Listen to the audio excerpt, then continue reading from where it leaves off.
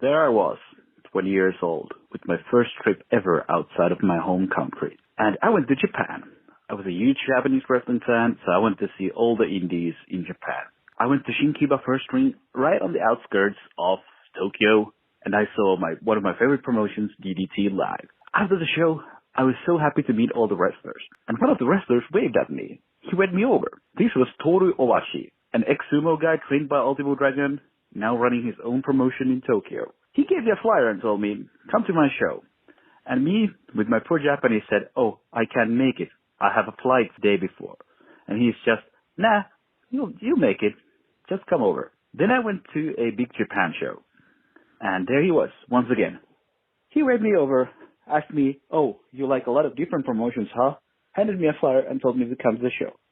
I still told him, no, I can't come. A few days later, I go to yet another show, and this time he starts laughing when he sees me. He hands me a flyer and tells me, you're gonna come to the show, right? And I'm like, I can't. During that show's intermission, I go there, and he pulls me right to his table, hands me the flyers, and tells me to give out these flyers. So here I am with my poor Japanese, handing flyers for a wrestling show that I can't go to, while Toru Owashi is watching me, handing out these flyers and laughing whenever somebody took it. I guess you have to pay your dues somehow, yeah? That's right, you sure do. I really enjoyed this story. I have interactions with wrestling fans over the years, right? I've been doing it for over 2 decades, and there's wrestling fans who I know their names, I know their families, some of them I just know their face, but there's fans that we have kind of bits. Like I have bits with different wrestling fans. Guy named Josh, I've called him Fake Roderick Strong for 15 years now.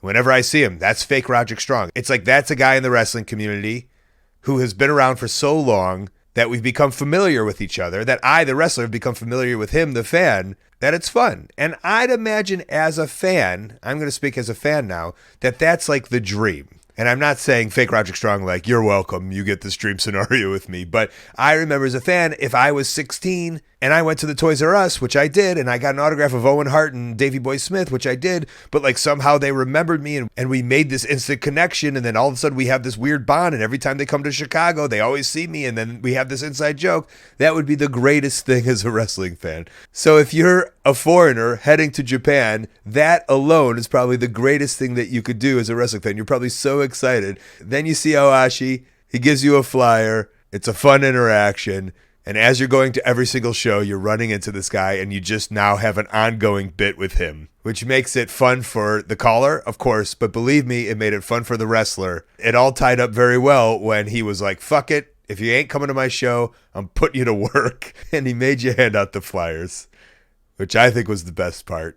And of course you did it. If Davey Boy Smith and Owen Hart were like, hand out these flyers at Toys R Us for this show that we're having, I'm doing it, no questions asked. So you're a good fan with a good call and a good story. Arigato gozaimasu.